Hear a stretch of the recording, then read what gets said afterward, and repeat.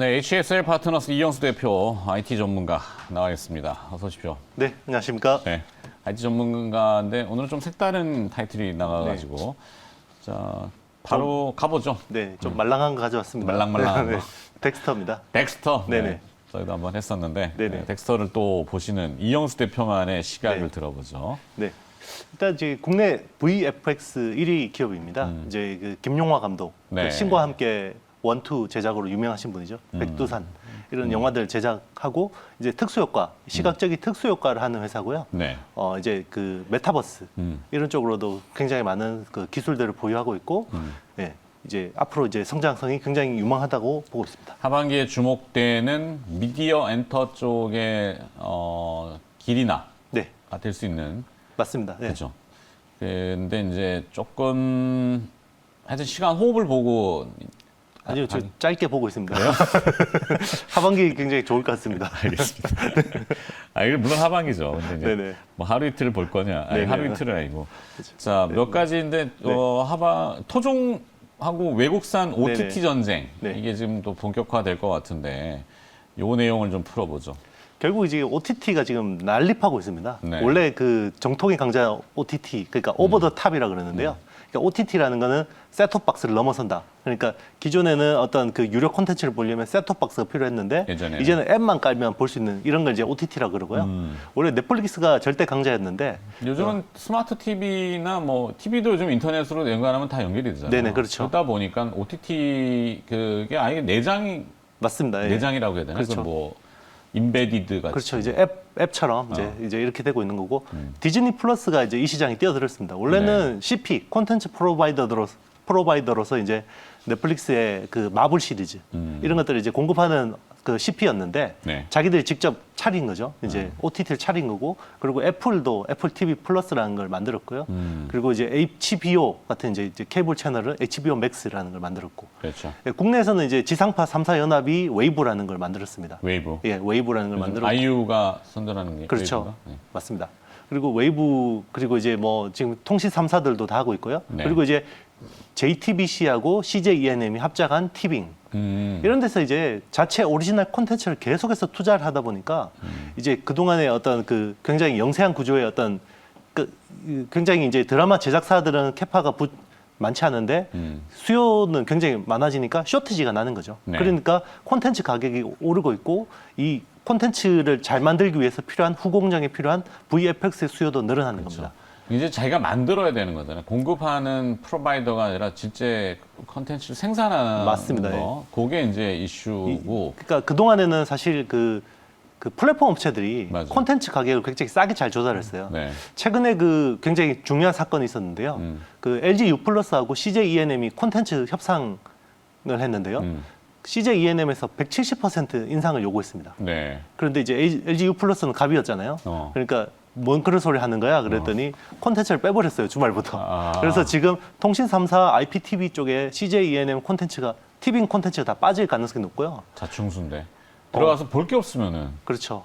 그러니까 이제 떠날 텐데. 그만큼 콘텐츠 가격을 제대로 쳐달라는 거고요. 그렇죠. 안 그러면 자체 제작을 LG에서는 해야 맞습니다. 되는데 거대한 비용이 들어갈 텐데. 그렇죠. 그러니까 자체 제작을 해야 되니까 또 덱스터를 찾아갈 수밖에 없는 겁니다. 요즘은 웬만한 드라마나 뭐 네. 영화의 이 CG 그렇죠. 수효과 안 맞습니다. 들어가는 게 안 거의 들어가는 없잖아요. 데가 없거든요. 저도 네. 이 덱스터 보면서 기생충에 덱스터의 특수효과가 들어간 줄 몰랐어요. 그렇죠. 네, 그 지하층 지하층 씬이 맞습니다. 좀 몰랐네. 예. 네. 자, 그래서 내용은 정리됐고. 네네. 그러면 덱스터가 VFX 이 시장의 치킨 게임에서 승자의 지위를 노릴 수 있느냐 이게 포인트인데 네. 경쟁 업체들도 사실 있긴 있잖아요. 맞습니다. 뮤직 스튜디오 그다음에 뭐 자이언트 스텝. 맞습니다. 네. 이게 굉장히 중요한 그 사이클이 있었는데요. 네. 2015년에 우리 콘텐츠의 어떤 큰 바람을 일으킨 거는 중국 한류였잖아요. 그러니까 중국에서 마구잡이로 막 사가니까 그때 콘텐츠 가격도 굉장히 좋았고 그리고 그때 캐파 투자를 엄청 했습니다.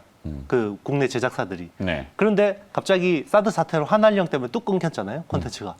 그러면서 굉장히 이제는 치킨 게임에 들어간 겁니다.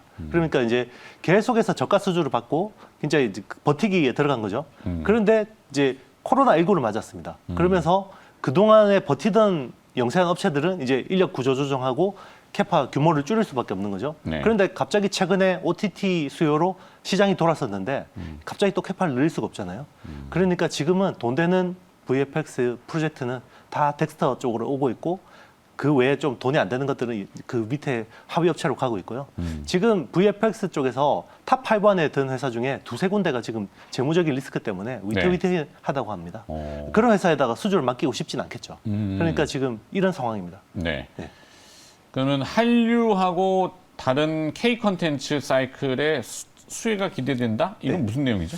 저는 한류하고 지금의 K 콘텐츠 붐은 좀 다르다고 봅니다. 다르다고 그렇게. 네네, 한류하고는 다른.